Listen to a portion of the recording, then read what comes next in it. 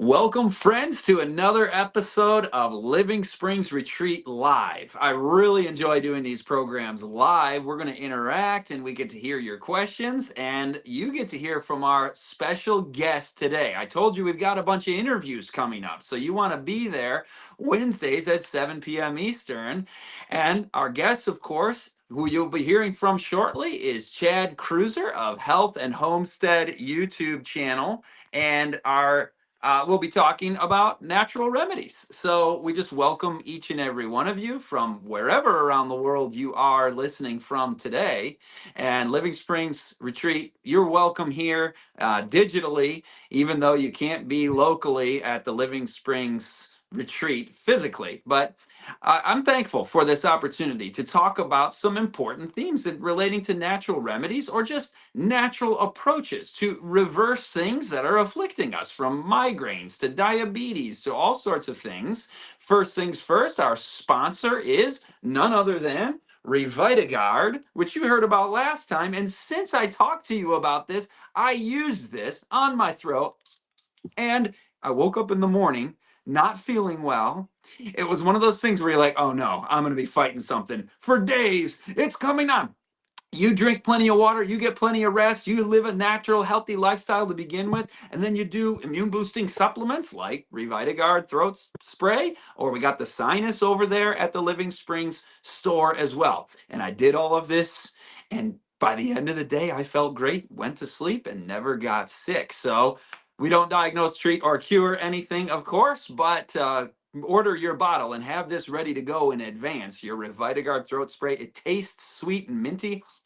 Man, I love this stuff. So I hope you also get supplied with all the things that you need during this cold and flu season that's coming up to fight those things that are coming your way. Now we get to do something new also.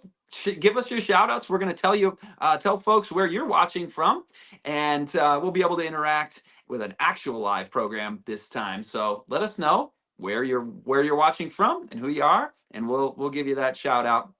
We have Michaela from Caribbean Island, SXM, Caribbean Island. Wonderful. Thank you for being here. We also have Birds, Bees, and Trees. Hello. Welcome to you also, friend. Next, we have a name that I'm not going to try to read, who's ready to be here, ready to learn some things as we listen to our guest, Chad Cruiser. Ionia, Michigan, not too far from my hometown, Grand Rapids. Chad happens to be coming to us from White Cloud, Michigan. So we got some Michigan boys here. Virginia, we were just over there in Virginia as a family in July. Thanks for being with us, H. Win, and watching from California is our friend there in the sunshine of California. I enjoyed 5 years living in Riverside, California. So I love that state. It's one of the most beautiful states. Kalari, greetings from the Amazonian mountains of Bolivia. And you speak English. Welcome. That's great. Finland. Wow, man, people all over the world. GK, thanks for being here. And Chris from Australia, welcome to you as well. Sue from London. We sure do have an international audience. I appreciate that we can do this all the times of the day that we are. St. John's, Newfoundland, Canada. My wife happens to be Canadian, dual citizenship. Welcome, Lena. We're glad you're here from the east coast of Canada. Sherry from Louisiana. Carrie, what is tonight's topic? If you missed the opener, Carrie, it is natural remedies with our guest and expert on that, Chad Cruiser. So with no other ado, let's go right to Chad.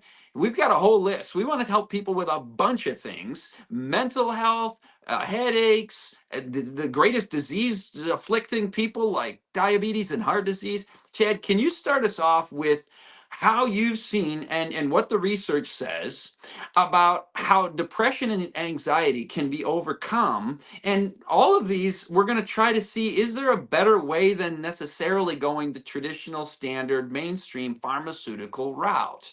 Chad, tell us about depression and anxiety. Welcome to the program.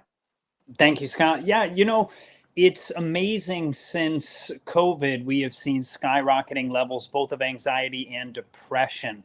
It's kind of gone through the roof in all ages, but even more so in young people.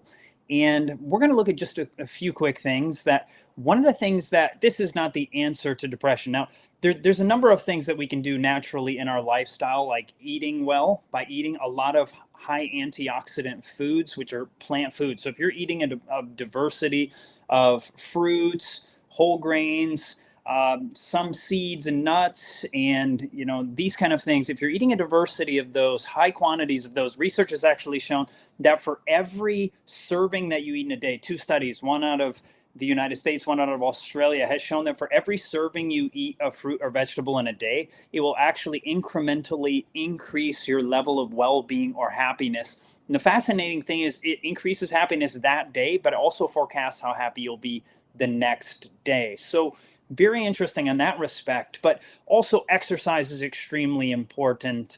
And getting out in the sunshine, especially, at least for us in the northern parts of the world right now, we're coming toward the end of summer. And because of that, we should be getting the sun as we can. I'm not getting sunburned, but so there's many things we can do. They've shown that just simply drinking, people who drink 5 glasses of water a day are like, they are 3 times more likely to say that they are happy than people who drink 1 or less glasses of water a day. So that's something super simple. And you might think, oh, that's great. I drink like 8 cans of Coke a day, so I must be great then, right? But the research actually shows the opposite, that drinking soda actually lowers levels of happiness. So these are just some lifestyle things that we can do. But one thing you can do as a natural remedy, what you're typically thinking of as some kind of natural remedy, something like lemon balm. This will not reverse depression, but it can potentially lower levels of stress or anxiety. And they did research, and they looked at specifically patients, giving them some lemon balm. And the reason I share this study is kind of important, because you often think, I'm the kind of person, my wife says, I'm the kind of person that says, if 1 is good, 10 is better. But that's actually not true when it comes to things like natural remedies. So the researchers did a placebo-controlled double-blind crossover study. That means that people would try 2 different things, and then you would try both of them to see how you were impacted by it. They gave people either 300 milligrams or 600 milligrams of lemon balm extract, and they also had a placebo. So you had these people trying various different things. And what they found, this is specifically giving it to them for stress, and they found that while taking 600 milligrams of lemon balm, they had an increase in calmness during a stressor, but they also had lower levels of alertness. So we're probably not wanting to lose our ability to be alert, where you're going to kind of be cloudy.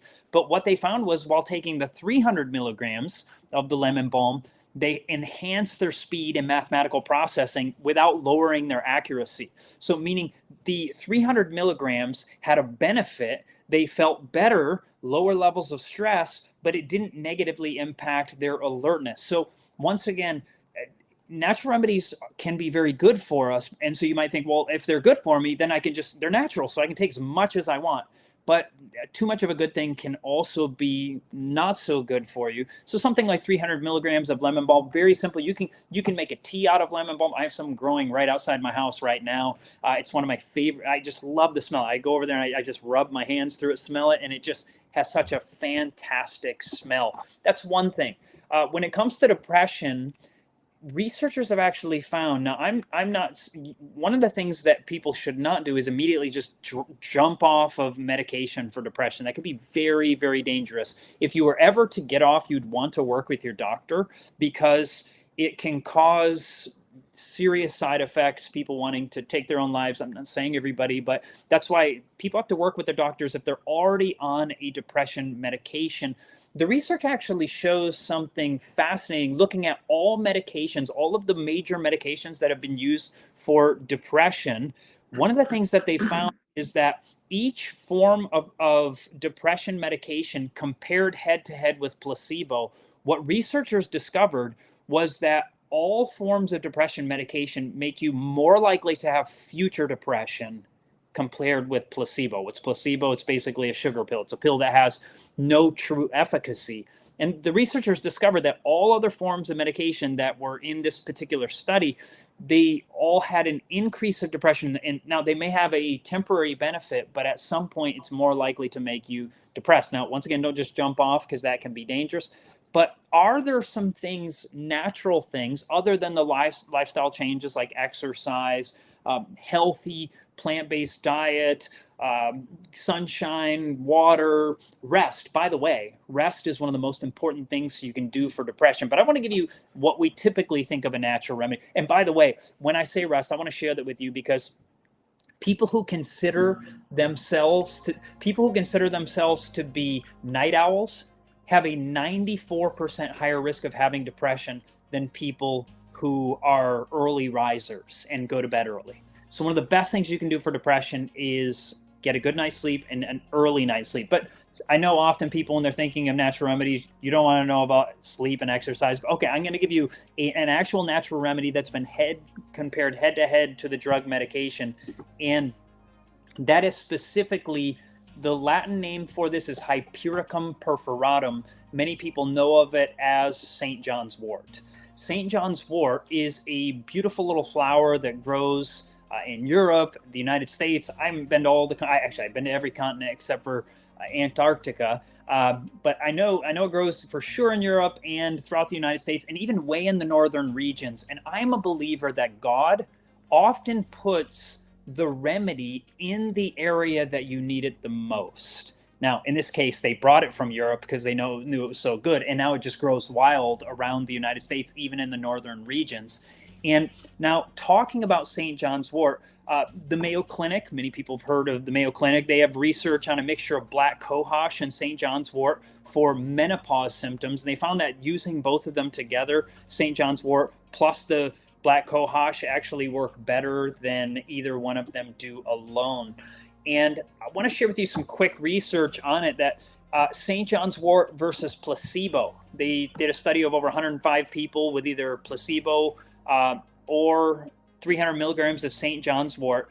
And 67% of the people taking St. John's wort lowered their depression versus 28 in the placebo group. Now, many people don't realize when they hear numbers like that, like 68, I mean, that's less than 70% of people. But that's still a majority of people. People think many drugs are like 100% efficacious, and very seldom do you have that. Many drugs will have like a 5, 10, 20% benefit. So a 67% benefit is significant. But you say, but Chad, that's just placebo.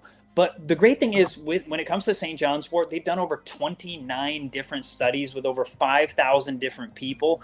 And they've compared St. John's wort to various drugs like selective serotonin reuptake inhibitors and also tetracyclic or tricyclic antidepressants. And what's fascinating about it is they've compared it head to head with one of the most popular drugs for depression, that's Prozac. And the Journal of Clinical Psychopharmacology reports on St. John's wort versus Prozac in a double-blind, randomized, placebo-controlled trial. And they found that St. John's wort was significantly more effective than both placebo and both Prozac and placebo. And so something as simple. The great thing about it is you can also, I could go out, it grows all over my yard naturally here. I don't even need to plant it. It's just walk out and you see these beautiful yellow flowers out there. One of the ways that you can harvest it is you can cut a top third of the plant. You can put it in a bunch, tie it up with a little string and hang it upside down. And what will happen is it will end up drying out, and you can use some of that like a tablespoon, put it in water, and you can make a tea, or you can just buy supplements. But often supplements don't actually have what they claim in them. So those are just a few things that you could try for anxiety or depression or stress and depression. It's interesting that it's the same solution for all of those mental health challenges. It's those things you mentioned at the beginning that are easy, that anybody can do. They're free. Oh, they're not easy. You have to develop the self-discipline to do it and go to bed on time. That was incredible. You cut your depression risk in half if you just go to bed early. There was a 94% increased risk if you're going to bed late versus if you go to bed early. That's so right. If you reverse those numbers, you just dropped your risk in half just by going to bed on time. Incredible. Not to mention the other, the sunlight, the water, the nutrition. So with every serving of fruit and vegetables you add to your daily diet, you get a measurable boost of happiness. I mean, that's incredible. And then these herbs, when put head to head with those other things, that we want to be careful to talk about on platforms like this. But you did a great job. But I think people know what we're talking about with the pharmaceuticals, and God's provided us what we need. That's beautiful. Absolutely. Absolutely. A lot of people are struggling with pain, arthritis, things like that. What are some solutions in that realm? So that is now, once again, it also can have to do with the cause. What is causing the pain? Now, often people have arthritis, they have various issues, different forms of arthritis, like osteoarthritis. And what is causing it? Sometimes the cause for those individuals is a food allergy. So if you are allergic to something, it may be causing achy joints, or if you're eating just a junk food diet. If you're eating junk food diet, some people, we had a man come to a seminar that we were putting on in the state of Arkansas. This man was about 40 years old. So I'm now probably older than he was at the time. And this man had such terrible arthritis that his hands were like, he could not, when I would shake his hand, you would shake a fist, because he could not open his fingers at the age of about 40. And it was, devastating. You can imagine to live in such a painful state for this man. And he came to our seminar, and we put him on a very simple diet. And the seminar itself was a seminar we were doing to teach people habits or basically how to find victory over bad habits. So lifestyle changes that you can make that can make it easier to overcome bad habits. And so we were putting people on a very short temporary diet, where the first day you would just eat fruit. The next day you would add vegetables to your diet, and then it would go on from there. And within 2 or 3 days, he came back and he said all of his pain was gone. And so he was thinking, but man, I'm probably getting not much protein. People are so terrified, like they're going to die in 3 days from not getting any. You could not eat anything for, if you are overweight, which this man is slightly overweight. You could go for 2 weeks just drinking water, and you'd have zero protein, and you would be fine. You'd be totally fine. But people are terrified, if I go 3 days without enough protein, it's going to kill me. But it's not. You'll typically feel great. Your mind will feel clearer going on a fast. But nevertheless, so he did this, and within 2 or 3 days, all of his pain went away. But then he thought, man, I'm probably not getting enough protein. So he just went and ate some chicken, and he said all the pain came back. And sometimes in certain people, these high protein diets or meat-based things can actually cause the problems with the pain. Now, it's not always that. It can be other things. For some people, it may be, for people with osteoarthritis or certain arthritises, sometimes they do better actually without gluten. And now many people will do fine with it. I'm not here to argue either way. I do fine with it. Many people don't, but basically the research shows about 6% of people struggle with it. People can have their own thoughts here either way. But you may, if you have any form of arthritis, you could try going without it for a month and see if you feel any better. And if you do, well, that may be it. But for other people, it may be a random allergy. A friend of mine took he was having tremendous pain where he could hardly walk, and he's way too young to have something like this. And his mother-in-law was having issues too. For her, they did a blood test. She ended up having, I think it was the IgG antibody test. She ended up having allergy to carrots. Now, that doesn't mean carrots are bad for humanity. For most people, they're phenomenal. She cut the carrots out of her diet, and she was like a changed human being. So sometimes it's an allergy, but so what is causing it? Another thing that can cause pain in the body, like arthritis and so forth, can be mold in the house.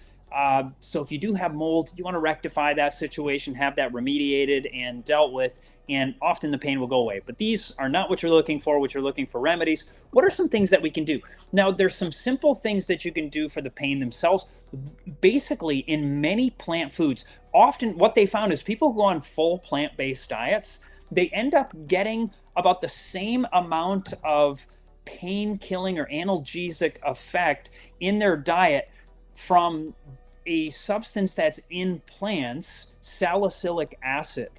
And these salicylates are found in plant foods. If you eat a high quantity of fruits and vegetables, you'll actually often be getting as much salicylic acid as you would be getting in like a Tylenol in a day. So you should be, by eating a bunch of plant foods, high plant food diet, all the antioxidants, the salicylic acid that comes in these things can actually lower pain in and of itself. But now I want to talk about one of the most powerful things. We just had somebody today, my wife just showed me, somebody wrote to us about what I think is one of the most powerful things for pain. And this is not so much of a pain reliever as something that heals the pain in the body. And that is something called comfrey root. It's, to me, one of the top 3 natural remedies that exist in my mind. You know, everybody's got their opinion on what are the most powerful ones, but comfrey, whether comfrey leaf or comfrey root, and the root of the comfrey plant has been used as a remedy for centuries. And it grows in Europe, it's native in Europe, and it grows throughout the United States. But that's because, once again, as the Europeans moved over here, they brought it along, and now it grows in the United States. And I'm very thankful for that. I've also that growing right outside my front door. And the Latin name for comfrey is I grow together. It means I grow together, because comfrey has been historically used for bones to actually grow together. I have a friend, just a quick side note on this, not pain, although it would have been painful, but yeah, I guess it would be pain too. But she had broken her toe, and I should call her more of an acquaintance, but she broke her toe. She went to the doctor, and yep, sure enough, x-ray showed she broke her toe. And, you know, there was only so much they could do, but she came back sometime later and it wasn't healing. And the doctor said, look, your toe's not healing. If it doesn't heal, we're going to have to do surgery. And she said, okay, how about this? Before we do surgery, I'm going to go home and I'm going to wrap it in comfrey. And she used the root. The leaves work also, but the root is even more potent. And so she took some dried comfrey root, wrapped around her toe, probably got it wet so that it could try to actually have transdermal work. It could pass through the skin into the body. And she wrapped it up. And within 2 days, she was like, hey, my toe healed. So she goes back to the doctor. She's like, my toe healed. He's like, no, it didn't. And she's like, yes, it did. I know it did. You need to do an x-ray. And he's like, no, we just did one. We're not going to do that. And she's like, listen, I know that it healed. Can you do an x-ray? And he's like, no, we're not going to do that. They went back and forth. He finally said, okay, I'll do it. So they do an x-ray and he comes back and he's like, it healed. And he said, I wouldn't have believed that it could work transdermally. We're not told that something like this could work, but he actually was open. He said, now if I had a patient who didn't want to go through surgery, I would be willing to suggest that to them. So with things like broken bones, research has been done on sprains. You can put it on there. You can make a gel out of, I have a video of how to make it on my YouTube channel called Health and Homestead. You can grow the stuff. You can use either the leaves or the roots. And in the one that we show in the video, it's the leaves. It's even potent in the leaves, but it's even more potent in the roots. And you know, check it out, and Health and Homestead, our YouTube channel. But they did a study on back pain. A placebo-controlled, double-blind, randomized trial was done with either placebo or comfrey cream on patients with back pain, either upper or lower back pain, either one. And those who took the placebo lowered their pain by about 37% in 5 days. Now, keep in mind, maybe it would have just felt better because it was placebo, so maybe they thought it would, and it did. Or, you know, sometimes in 5 days your back pain starts getting better. I mean, that just simply happens. But what was amazing was in the group that took the comfrey cream, 95.2% of them had lowered their pain, they lowered their pain rather by 95.2%, meaning almost 100% reversal within 5 days. And the pain began to lower by 33% within 1 hour. And so the fascinating thing about comfrey either root or comfrey cream, these kind of things, or even the leaves, when applying it, it is not only something that lowers pain, but it is actually healing. It somehow has the capacity to help with regrowth within the body. It's been used in research for osteoarthritis. They found success within this, looking at compared head-to-head with placebo. And I could go on and on. It was used in it's been used since the Middle Ages. To me, it is one of the most powerful things. I suggest it all the time when some people. One more quick story. I mean, this is two very quick one. So this friend of ours, the young lady in the video that on our YouTube channel who shows how to make the comfrey cream, she had a woman come to her who had frostbite. So the woman had, it was either, I think it was 10 years. It'll say in the video, but I think it was 10 years before the woman had frostbite, and she was suffering with nerve pain for 10 years. So she just always had this nerve pain, this nerve damage. She begins to apply the comfrey cream, and it simply goes away. She is healed after using the comfrey cream. She probably applied it multiple times, typically suggested to use it 3 times a day in a cream. And so, yeah, something to check out. There's a website for that, desertrosesisters.com, I think it is. And that's the young lady in our video who made it. I trust her because she actually makes this stuff herself. And so, you're actually getting what's suggested there. And one last point on this, it's suggested by the German Commission E that you should not take it internally and you should use it on unbroken skin. So you're applying it on unbroken skin basically for about 4 to 6 weeks out of the year. I don't mean that you need to do that all the time. And I've never heard of anybody who needed to use it 4 weeks straight because it is so powerful. You generally don't need to do that. But they suggest not to do more than 4 to 6 weeks out of the year of applying comfrey cream. Like I said, you shouldn't have to apply it because it's so powerful. Typically, you're going to find success. Not immediately always. Sometimes it can stop within a few days or several days. But comfrey, learn about it. If you don't know about it, check out the video on Health and Homestead.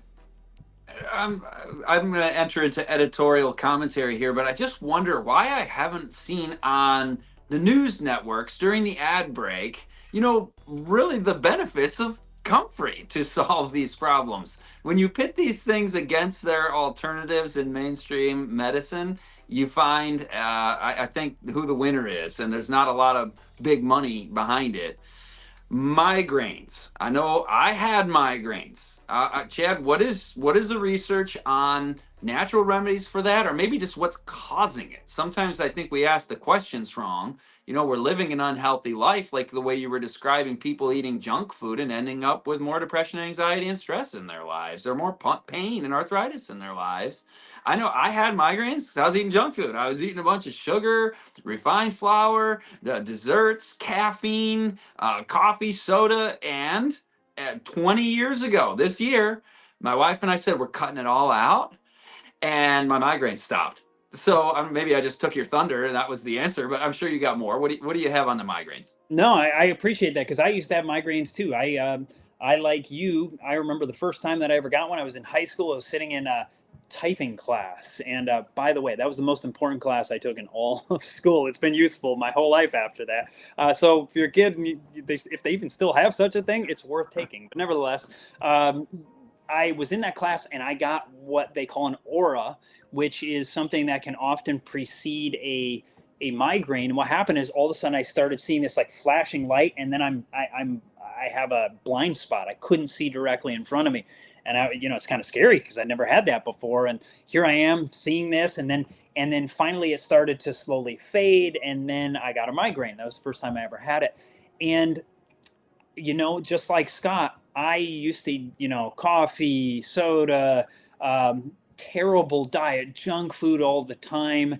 And, whether it's high fat, high sugar, all these different things. And I suffered with migraines. And then when I went on a full whole food diet, nothing refined, and I mean nothing refined, guess what happened to the migraines? Like Scott, they went away. And so it can be just a poor diet in general. Strangely enough, for some people, some healthy foods can cause migraines, like citrus. Citrus is a common cause for certain people. That doesn't mean that citrus is a bad food because some people are allergic to it. So if you're one of the people, you could just try avoiding citrus for several weeks, see if it goes away. If it doesn't, well, then it's something else in your lifestyle. Some people, it's changing the time that they go to bed. So for instance, you go to bed at a similar time all week while you're working, and then the weekend comes and you like sleep in. Some people, they'll get migraines from that. And so there's a number of things that can cause it. If I'm going to share with you a remedy, but this is the thing, the remedy is only beneficial if you get migraines. And my hope is that you don't need a remedy. So it's even better if you change the lifestyle and they just go away. So that's my hope for you. Another thing that can do it is blood sugar spikes and then drops. So exercising too far after a meal, I don't mean you want to exercise hardcore right after a meal. You don't want to do that. You want to wait an hour before you do some serious exercise. But for some people, if they go, if they have a meal and then 4 or 5 hours later, they go for a run, that just the stress on the body too far after can cause a blood sugar drop. And as they have hypoglycemia, the blood sugar goes too low, they can also get a migraine. So if you can figure it out, what is causing the migraines, that's the most important thing. But one of the things, this is so powerful. So one of the most common drugs for migraines, or I shouldn't say the most common, but one of the common drugs for migraines is something called sumatriptan. And they did a study comparing head-to-head ginger with sumatriptan for migraine. So it was also a double-blind, randomized control trial.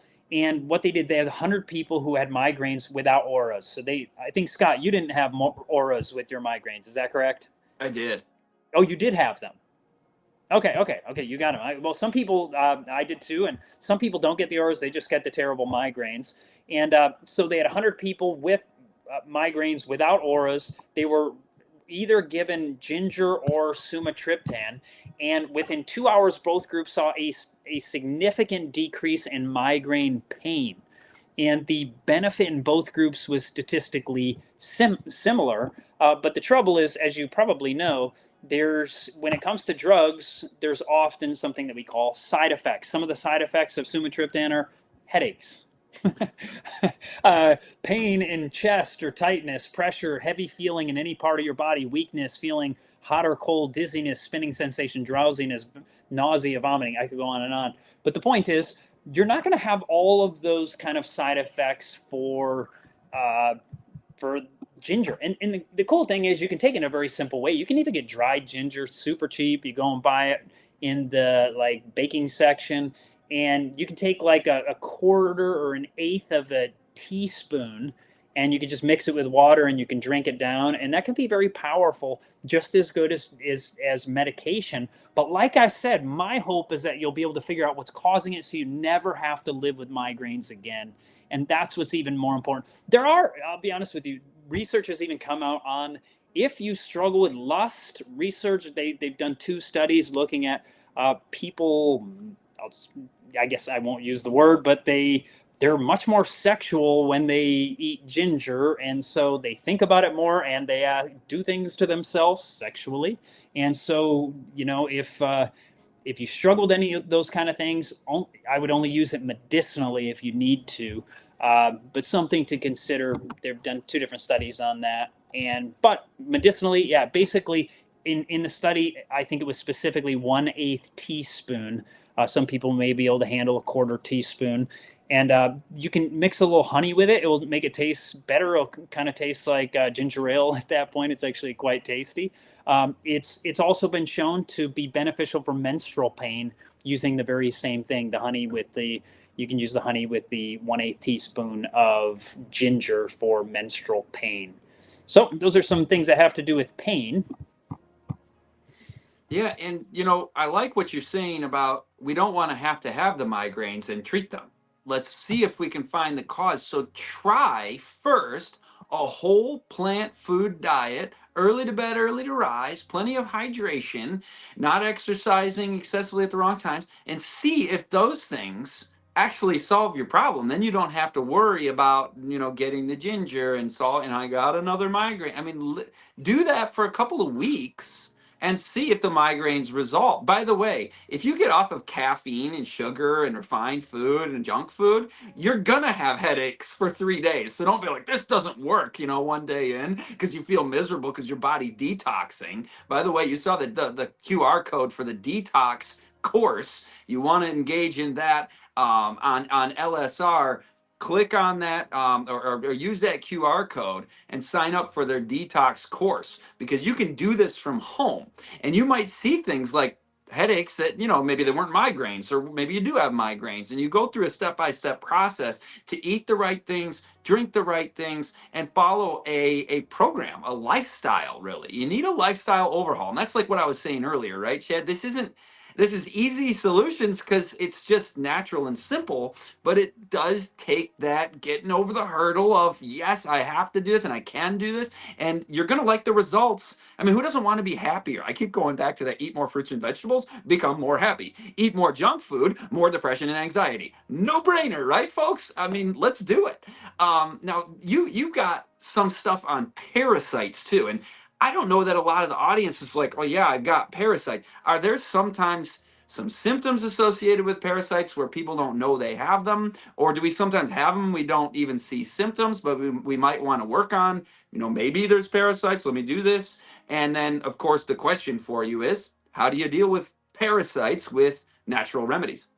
Good question. Parasites they're more common than people realize. Research suggests that millions of Americans probably have parasites. One of the common ones that many people have heard of is Toxoplasma gondii, which is a parasite that's often found in cat feces. And that's why you may have heard that when women are pregnant, they specifically suggest that women don't take out the cat litter, that they don't clean the cat litter, because they may be exposing themselves to Toxoplasma gondii. And the result of that, if they are ingesting it while they're pregnant, it can damage them even when they're not pregnant. But if they are pregnant, the fear is that it can impact their offspring in two different ways. It can potentially increase rates of schizophrenia and the chances that the child will be born blind. I know a family specifically that had this situation. I mean, they don't know for sure, but one of the children is schizophrenic, the other one is blind, and they did have a cat in the home. It's likely. I'm not judging anybody for that. Cats can be wonderful pets to play with and so forth, but the cat litter can be a problem. Now, that's one specific that's very common even in the United States. There's various. Now, I am not someone who thinks that everybody has parasites all the time, and you should be terrified that you have parasites. This is back to the point of where God often has the remedy in the area that you live. Parasites are more common around equatorial areas of the planet, right? You look historically at that ribbon around the earth. The closer you get to the equator, the warmer regions of the earth, historically people were more prone to parasites in those regions. It makes sense. It's warmer, and parasites are often going to thrive better in these areas. And interestingly, that there's a certain plant that grows in many, if not most, of the areas of the earth, at least now in Earth's history, is papayas. And not papaya itself, but specifically in the papaya, you have those black papaya seeds that are inside of there. Most people don't eat them, and I don't suggest that you eat them on a regular basis. Now, papaya, sure, there's nothing wrong with eating papaya on a regular basis. I don't suggest that you eat papaya seeds on a regular basis, but back to the question of how many. So specifically, when I mentioned how many people have Toxoplasma gondii, the CDC, the Center for Disease Control and Prevention in the U.S., suggests that 40 million people in the United States have Toxoplasma gondii. So that's more than like 10% of people. That's significant. And that's only one parasite, not to mention potentially others that could be. It was an older study I should remember where it was found, but I can't recall off the top of my head, but it was an older study that in the United States, it was that somewhere around 17 to 19%, I don't remember the exact number, 17 to 19% of men in the United States had the parasite that is commonly found in pigs. And my mind had just drew a blank, the name of it, trichina larvae, the trichina larvae. And this, which can give you trichinosis, which is fascinating. What it does, you eat it. As you eat the swine, the pig, it can be in the flesh, and as you eat it, what happens is it can have the eggs inside of it. It goes into you. These eggs will hatch, and then you have these little larvae burrowing through your body. And as they burrow through, they can die like on your elbow or something like that. And so you start to have like an achy joint, and you think your doctor says, "Oh, you have arthritis," because yeah, I mean, that's probably what you have. I mean, that's likely what you have. And sometimes it's not that. It's like as that parasite died there, it leaves a calcified cyst. And so now you're getting pain as a result of it. And so there's a number of things I would just avoid. Pork's just not a healthy food, folks. That's very clear. So just if you're going to eat meat, of which I don't, I wouldn't eat the pork. But nevertheless, so back to the question of, is there anything we can do for parasites? Now, this is specifically for the parasites that are found in the stool. It may work for other areas of the body. I don't know for sure, but there's one particular study. A study was reported in the Journal of Medicinal Food, and they took 60 Nigerian children who had parasites in their stool. So they analyzed the stool of 60 kids, and they divided these 60 kids up into two groups. One group of 30, they gave them as a placebo honey. And the other group would have 4 grams of dried papaya seeds mixed with honey. So it's kind of funny because it's a test where you use the placebo with the actual remedy itself. But what's interesting is what they found is that 16.7% of the children who took the honey cleared the parasites. So is it placebo effect? Probably not, because honey actually is something that may be anti-parasitic. It can be antibacterial, various things. But what they found is those who took the 4 grams of dried papaya seeds, 76.7% of them cleared their parasites, which I find to be fascinating. It's incredible that 76, and that's just one application. That's taking it one time. Often, if you're taking some kind of pills, you're going to be taking them day after day after day, maybe for a couple of weeks, and then finally they'll clear it. This is one time taking dried papaya seeds. My wife and I, sometimes if we go to kind of a third world country where I have kind of a weak stomach, so I'm prone to getting stomach trouble in these countries, we dry our own papaya seeds. And if I get sick, I'll take charcoal typically if I get a stomach ache, but I'll also take some dried papaya seeds. Don't take them all the time.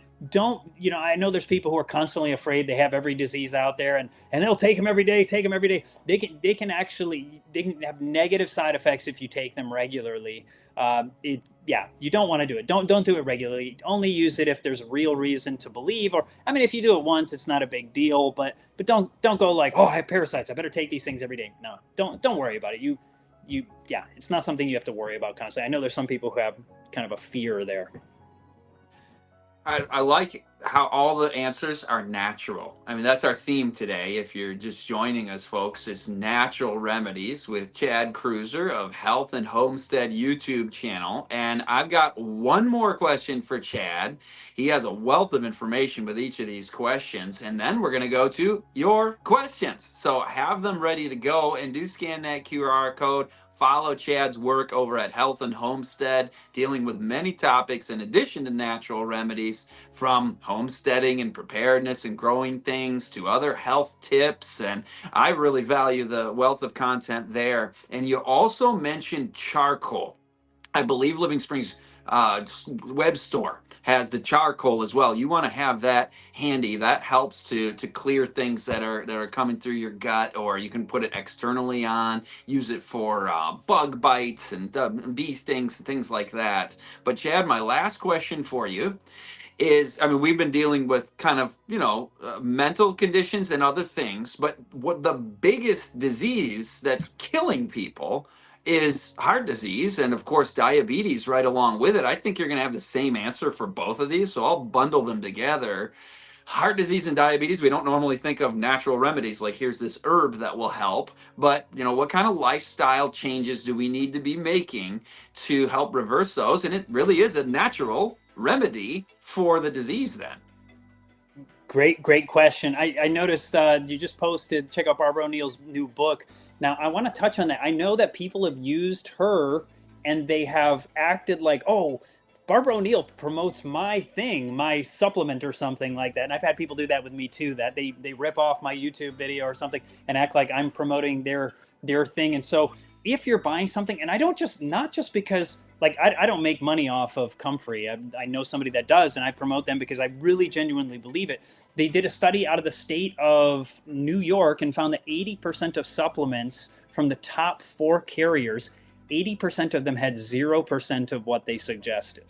That's unbelievable. Sure Unbelievable. And so getting something from a reputable source is important. And so I just see the advertisement for the book, and I know that's not a supplement per se, but I just want to say, if you're going to buy something, try to get it from a reputable source. Even if it's a few bucks extra, to me, it's like, yeah, you could save money and have maybe an 80% chance of it being nothing. I'd rather pay a few bucks more and know that I'm getting it from a reputable source, or grow it yourself and make it yourself. And so we're actually just about to do some of that, making some comfrey salve right here at home. But back to the question of heart disease and diabetes, it actually largely, we're talking type 2 diabetes. Type 1 is generally not fully reversible. There is some stem cell research that's been done that's actually been able to reverse it. And that would be awesome if people could fully reverse it. Sometimes if they change the diet immediately to a whole food, non-refined, plant-based diet, immediately after a child comes down with type 1, there have been cases where it is reversed by a whole food, plant-based diet immediately. But if you've had it for months, it's likely not going to go away unless they figure out the stem cell thing. But when it comes to type 2 diabetes and heart disease, it is true that largely the same thing. The only research that has solidly shown an actual reversal of heart disease, there's two major studies by Esselstyn and Ornish, two different studies, and they found the same thing, that a whole food plant-based diet that is low in fat, so you're not eating a bunch of nuts. Now, nuts are good for you, but even too many nuts for someone who's compromised, you want to keep it they suggest no more than like a handful a day. They're not bad for you. They're wonderful for you, actually, but just not overdoing it. So it was a low fat plant-based diet, and it can reverse angina. The amazing thing is they did research, Ornish did a study where they put people on this diet, and 90% of people will fully reverse angina. What's angina? It's the crippling, crushing chest pain. People say it feels like an elephant is standing on your chest. You go for a walk and you're just, oh, my chest. Well, imagine going every day. You go for a walk, you go 10 steps and you're in crushing chest pain. And 90% of people can fully reverse that in like 3 weeks just by going on this diet. So you're not talking like you got to go on this thing for like 6 months or 10 years to feel the difference. You do have to stick with it if you want to keep the benefit. But the point is, you can start feeling so good rapidly right after this.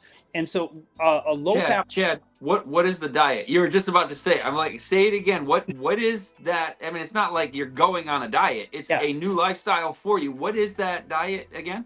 Yes, so it is the diet that I had to go on I had gallbladder issues, and it's the same diet that can reverse gallstones. And amazingly, so going on this diet, what it is basically going on whole plant foods. And when I say whole, I really mean whole, like eating the olives instead of refining them, eating the nuts instead of, you're basically eating whole foods. You can, if you want to cook them, you can cook them. If you want them raw, you can eat them raw, but you can make them in recipes and so forth. But it's a low fat, plant-based diet with only plants in that case. And they've been able to reverse, in most cases, it completely arrests the disease. In many of the people, it begins to actually open up the dilating the blood vessels, and it can, in many cases, actually begin to reverse the disease. It's a disease that takes years to progress initially, and it takes years to reverse it also. But this diet, now I want to give you one of the primary problems that can cause heart disease is high blood pressure. I'll give you a natural remedy that you can do to lower blood pressure, and that is, you probably know of flax seeds. By taking flax seeds and grinding them up, they found that taking 2 tablespoons of flax seeds daily can often lower blood pressure as much as a blood pressure lowering medication. And, super cheap, and you're not going to have any side effects. Probably the only side effect is going to be that it's going to help you go number 2 a little better. And that's a good side effect rather than a bad side effect. So that's one thing that you can do. There's really another thing that can lower blood pressure. It is a natural remedy, but it's not something you have to take. It's exercise. Even if all you can do is walk, the days now, somebody like Scott or myself, we probably need either plenty of walking to get good exercise, or we need something more vigorous. But whether it's walking, in my case, it'd be going for a jog or a run, or if it's lifting weights or doing body weight exercises, calisthenics, what researchers have discovered is that the day that you do them, after you exercise, you will have a lower blood pressure for the rest of the day, but it will go away the next day. So if you think, I exercised today, I'm done, I don't need to do it tomorrow. Well, no, you'll only get the benefit today. So you need to do it daily. And that's, Scott spoke to this earlier. It's not about going on a diet. I use the word diet, but it is a new lifestyle. And here's the thing too, any new lifestyle, says in the book of Hebrews, basically, that all discipline at first seems not pleasant, but painful, but afterward it yields the fruit of righteousness to those who are exercised thereby. And so, meaning when you first start some new habit, it's hard, you don't like it, maybe you get like sore because you worked out or whatever it is. But once it becomes a habit in time, you actually love it and you don't want to miss it. You feel so good. They asked these men who they asked the people rather who went on Esselstyn's diet, which is this low fat plant based diet, eating plenty of fruits, vegetables, whole grains, and low fat. What they found is that these people started feeling so good. They had so much energy. They just totally changed. And one other side effect, they also share is that the men began to. These are old guys, and they struggled with impotence. But when they went on this diet, as old men with heart disease, their impotence went away. And you can imagine they really enjoyed that. And so their lives were, and so people say, yeah, but Chad, that's such an extreme diet. That's very extreme. Kind of, but it's also extreme to have someone cut your chest open. That's a little bit extreme, you might say, right? And taking all kinds of drugs with all kinds of side effects that may cause impotence, right?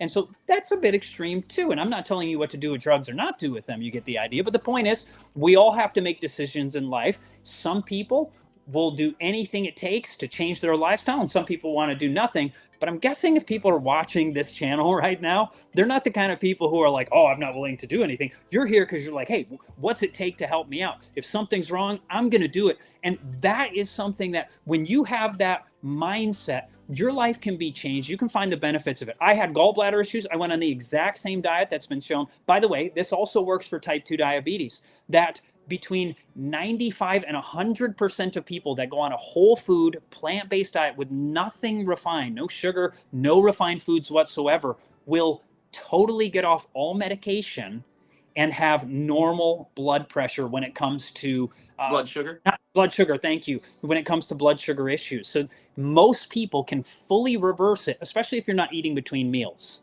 If you will cut out eating between meals, eat 2 or at most 3 meals a day. And if you're going to skip a meal, it's better to skip the evening meal than it is the breakfast meal. There's actually negative side effects from skipping breakfast and having lunch and dinner instead. But there's benefits to having just 2 meals, morning and, kind of maybe a late lunchtime. But if you have to do 3 meals a day, you want to make the last meal light. But the vast majority of people will reverse their type 2 diabetes, 95 to 100%. Dr. McDougall says 100% of his patients, when they went on his diet, would reverse it.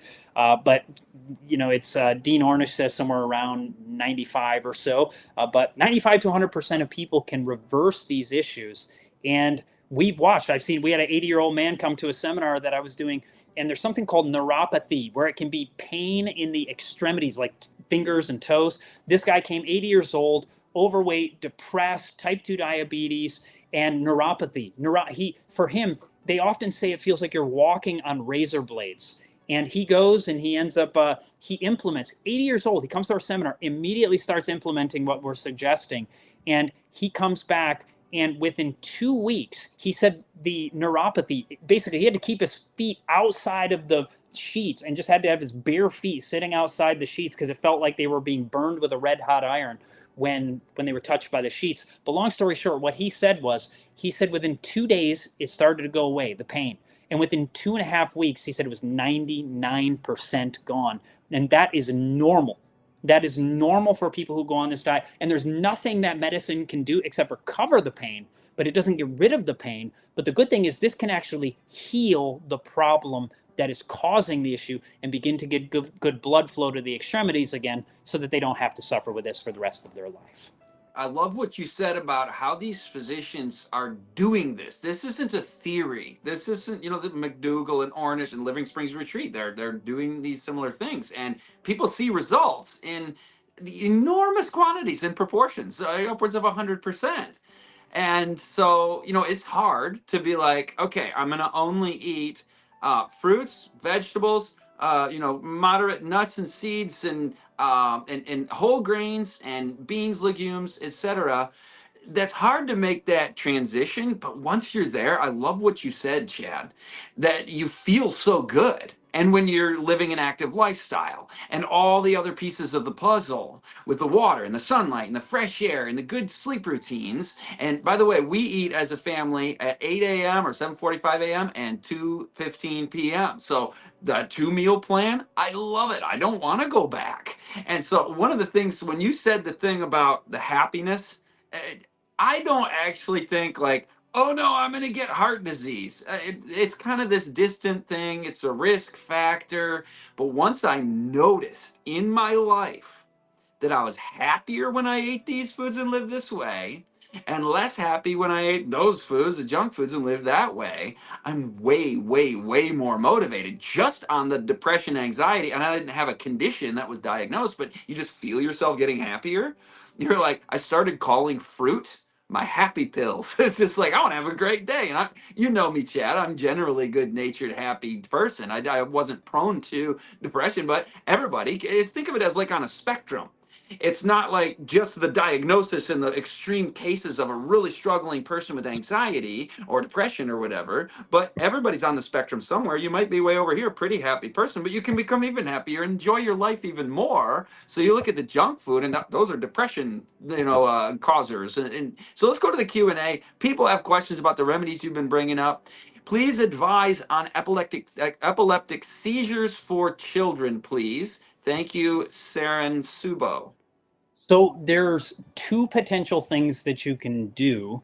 And so the most popular one today, and it's actually for probably 100 years or so, the most popular one is putting people on a ketogenic diet, which is a very high fat diet, is a common way that has been shown to be beneficial. There can be all kinds of side effects as a result of that. And if it's the only option, if you've tried everything else, that is absolutely an option. But there are also people who find that there's something in the diet of the individual that is causing the issue. And so it can be sometimes, I'm not, like I said, there about 6% of people struggle with gluten. You could try going gluten-free. That's absolutely an option. I would fully 100% get sugar out of the diet. When I say sugar, I mean refined sugar, not fruits and so forth. But meaning refined sugar, I would fully get that out of the diet. You could also do something called the elimination challenge diet. And if you have any interest in that, I could send you an email on how to do that. My email is anchorpointfilms, anchor, like a boat anchor, then the word point, P-O-I-N-T. It's not British, no E on the end. Anchorpointfilms@gmail.com. If you want to know about that, I could send you just a free, just little write up on how to do the elimination challenge diet, because sometimes it's a food in the body that the food that you eat that in your body specifically, or that child's body, can be tweaking the body enough that they go into these epileptic seizures. So I would try 100%. I know it seems hardcore, but you're not eating any candy. You're not eating, cookies and sugary things whatsoever. I mean, you could have dates or you could have these kind of things, and see if you can reverse it with just a super healthy, whole food, non-refined diet. You may have to give up the gluten. You may not. If it doesn't go away with the gluten, then that's probably not the issue. It's up to you. But by getting rid of these things and going on just doing that may work. If that doesn't work, you could try the elimination diet, which is basically you're avoiding some of the most common allergens for a month. And if it goes away within that month, that means something in the diet of the things you're avoiding for that month are probably causing the problem. And so then you add each one of them back, like citrus. Citrus is good for most people, but you avoid it for a month because it can cause issues for some people. And then a month later, you add the citrus fruit back in, and then you don't eat any additional food from the no-go list for the next 3 to 5 days. But let's say you eat some citrus, and then within the next day your child has another seizure. Well, then you think, well, maybe it was citrus. It's probably not, but I'm just giving that example. But if it doesn't, then you can add the next one back. Like you can add almonds back, and almonds are good for most everybody, but nuts can sometimes trigger these things. And so the point is going on a super healthy diet. If that works, great. And giving your child, and also having them avoid media, because all these flashing lights may be something that's too stimulating for your child. So avoiding those things, giving them and you think, man, life would be terrible without media. Actually, no, life will be way better without the media. Now, for a few days, it's going to be terrible. They're going to hate life for a few days, and then within just, I don't know, 5 days, a week, 2 weeks, they're gonna be happier than they've ever been. So, avoiding those kind of things, getting adequate exercise, eating at very regimented times so they don't get blood sugar drops. Those are a few things. But like I said, anchorpointfilms@gmail.com if you want me to send you information on the elimination challenge diet. It's just a temporary diet and figuring out what might be causing the issue. But like I said, if your child is having, if they're having terrible, terrible continual seizures, the one diet that has commonly worked, sometimes a plant-based diet will do the trick, but other times it's been the keto diet. I don't suggest that unless someone absolutely has to do the ketogenic diet.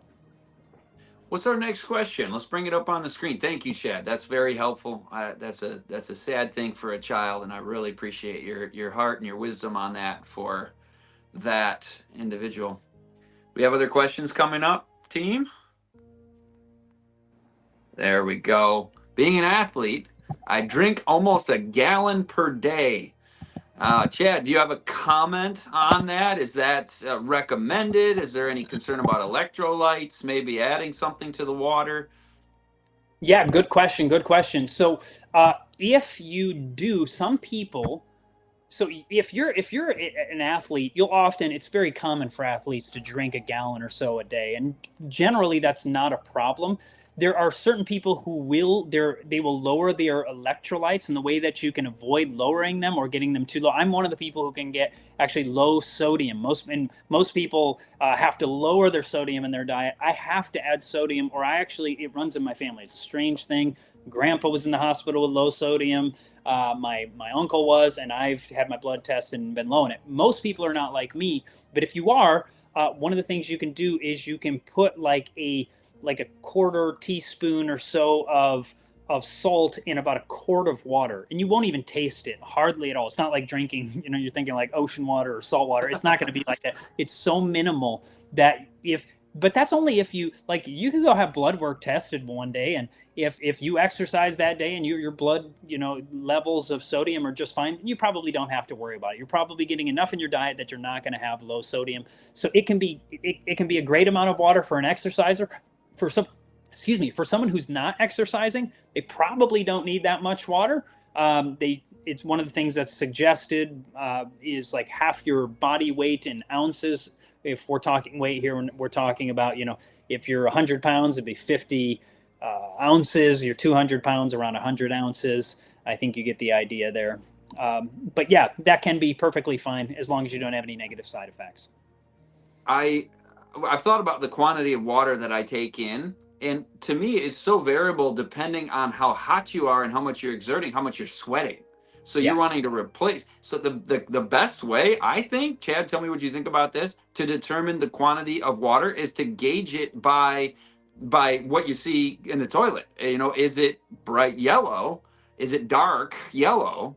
Or are we heading to that pale side of the spectrum and it looks more like water than like a dark yellow color? Then you're doing right? You're Yeah, doing well, exactly. right? Exactly. You're exactly right. So if it's super dark yellow, you're probably dehydrated at that point, Yeah. and you want it to be, close to clear. A little tiny bit of color is fine, because you can overdo it if it's purely water. You might be overdoing it. You may not. You may be perfectly fine if you never get too low. But you want to get as close to clear. It's obviously when you wake up, if you've slept 8 hours or something like that, you're probably going to have some yellow urine because you are a bit dehydrated, and that's one of the things that wakes us up in the morning is water. So you're absolutely right, Scott. Yeah, in the morning it's a different story. But thank you to the comment. Somebody's echoing what Chad was saying earlier about lemon balm and anxiety and other mental health challenges. Let's go to another question. We're going to fire through these quick. We want to get a lot of them in. Quick question. Anything you suggest for increasing testosterone? Chad, what do you say about that? Yeah, good question. So I'm trying to think if I know any studies specifically on testosterone. That's a good question. I have looked into it a bit, and I'm drawing a blank at this moment. Can I ask you this? Yes. If you're eating soybeans and natural soybean products, like in the store at LSR, they've got those soy curls. and I hear like soy is going to make you a woman, and you're going to have, you know, you're going to lose your masculinity and testosterone. You're going to grow tissue where women have it and men don't want it on their chest. What's the word on testosterone and soy? I did a video on my YouTube channel on will soy give me man breasts? Because that's the great fear in life. One of the greatest fears of humans is eating soy. And I'm exaggerating here, but it's interesting because soy does have something called phytoestrogens. And the word phyto is PHYTO, and that means plant estrogens. And you think, oh man, as a dude, I don't want to be getting estrogen in me. And as a woman, you think, man, I don't want excessive estrogen in me either. And so I probably should avoid it so I don't get things like breast cancer. But what's very interesting is research shows that women who consume more soy have lower breast cancer levels. And by the way, it doesn't, I go through the research, it does not cause man breasts. That is something that's simply not true. But when it comes to the women, it's interesting because phytoestrogens are a mimicker of estrogen. And it seems that women who consume more of them actually have lower levels of cancer because it can actually replace some of the estrogen in the body, and as a result actually enhance their health. Like for instance, Japanese women eat 7 to 9 times more soy than Americans do, yet have significantly less cancer than Americans do. So it doesn't seem to be working if it's causing the problems. You don't see it to the same degree that you do in the United States. And so I'm trying to think. I should know more on testosterone, but I don't have any things off the top of my head, but I should. And shame on me. I should have been ready for that one, so I apologize. You're like 99 out of 100. I'll give that an A. What about 21-day fasting, Beth says? Wow. Well, I do have a friend who went around 30 days. I would not suggest super long fastings for people who are thin.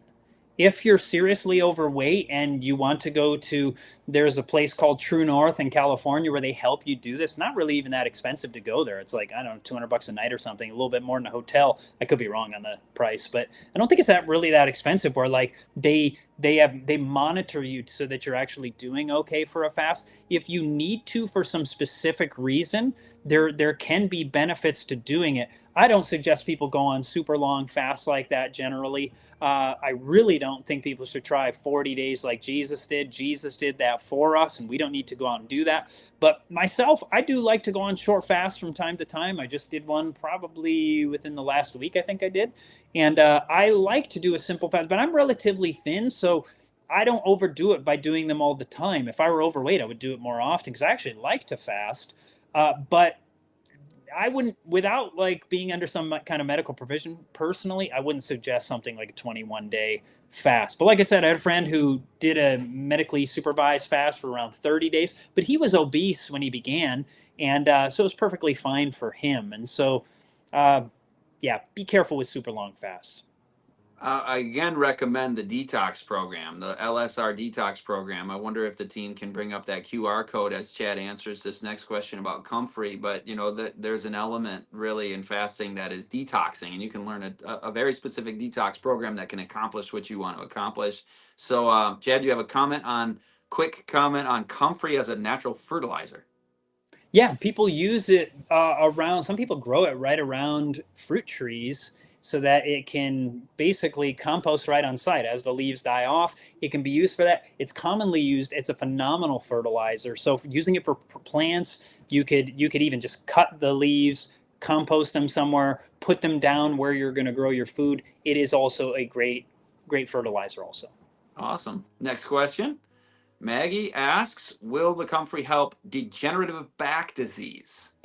You know, I can't guarantee that it will. I don't sell the stuff, so I have no like financial reason to promote it. It's just to me, one of the most powerful remedies that I know of, and the research backs it up. Like study after study, you can go. I have 2 videos on my channel talking about it. One is showing you how to make it. The other one is going through the scientific research, and I absolutely would try it personally.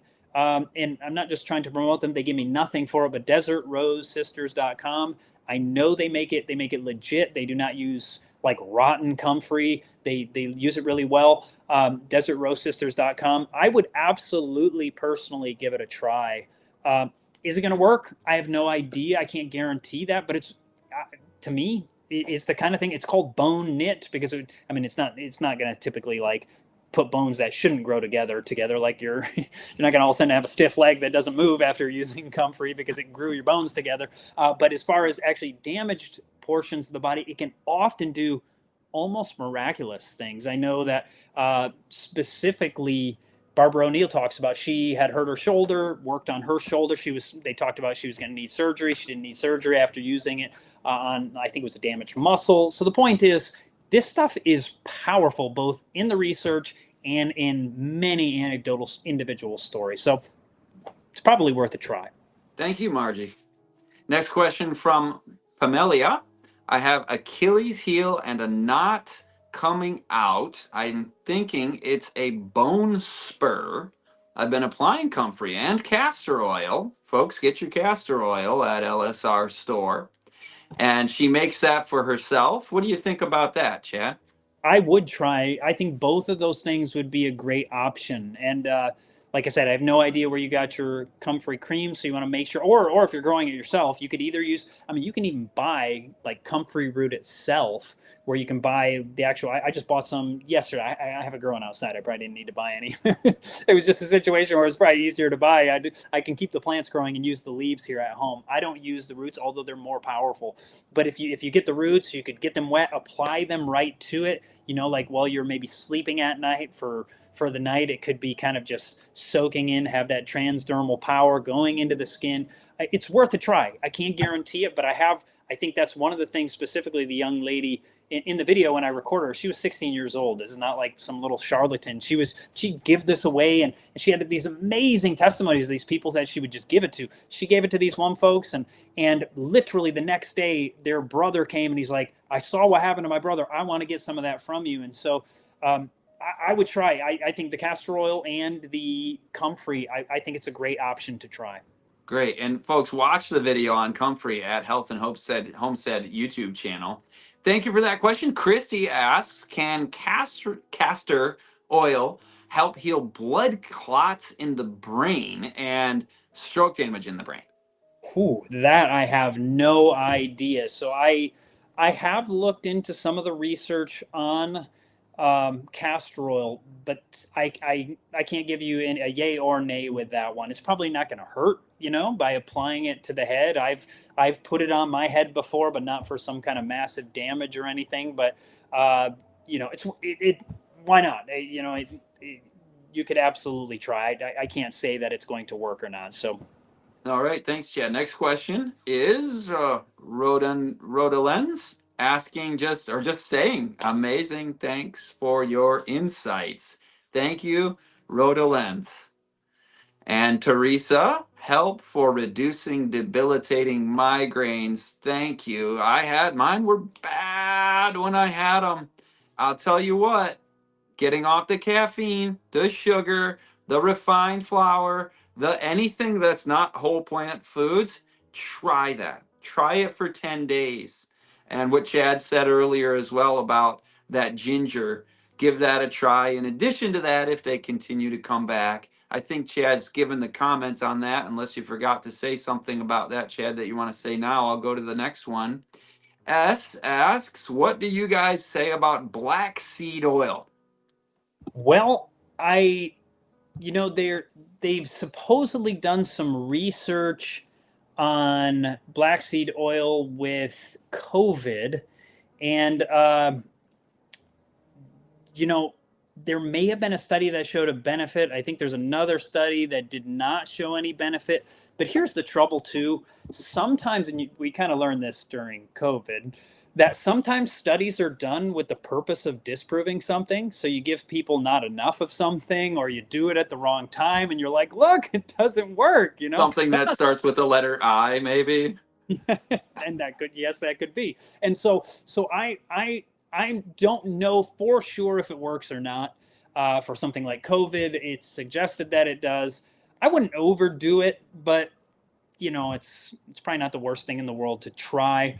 But once again, even when it comes to the big C, I would suggest living a very healthy lifestyle. There have been different studies that have been done on diet there was a study done. I think it was 8 different countries, like the United States, England, I think it was Spain, and I don't remember the other countries. But they looked at dietary patterns of people, and long story short, what they found is the people who were on the plant-based diet had like 4 times less chance of coming down with significant COVID or moderate to severe COVID. And so lifestyle is the most important once again.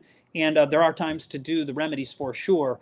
But I would say live a really healthy lifestyle day by day, get out in the sun, get your exercise, get your vitamin D, eat a plant-based diet, and have your immune system functioning so that when we're hit with things, but I don't know a lot of research on black seed oil.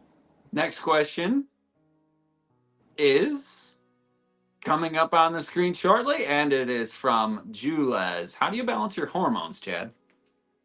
Is that a female question, Jules? I'm guessing that's female. So I'm just going to give a little suggestion. It's a little hard to say because that's a little bit vague because I don't know who this is asking that question. And it also depends on like your age. I mean, for instance, for women after menopause, one of the most powerful things is shown to be the thing people are terrified of often is soy. Soy can be very beneficial after menopause. Many women, and you look at, in places like Japan, women have like very low levels of having things like hot flashes, where it's like just so common in the Western world. And you think, well, maybe it's genetic. But the thing is, when these Japanese move to the United States, they get the same problems we do. It's funny. Like there's a force field over the ocean. When you pass over, you get all these diseases. Well, it's not a force field, it's a lifestyle.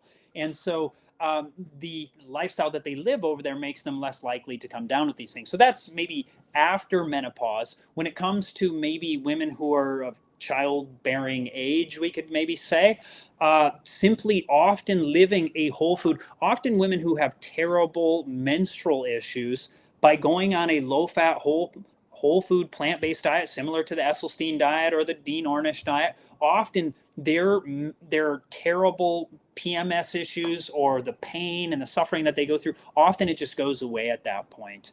And so that's one of the ways that it can help balance their hormones. So low fat can often, what's happening is people are eating a lot of fat. They think they hear about, good fat, good fat, good fat. And so they eat tons and tons of good fat, but you want to even be moderate, even in good things. And so just a low-fat plant-based diet has been shown to often even reverse menstrual issues. So hopefully that's helpful.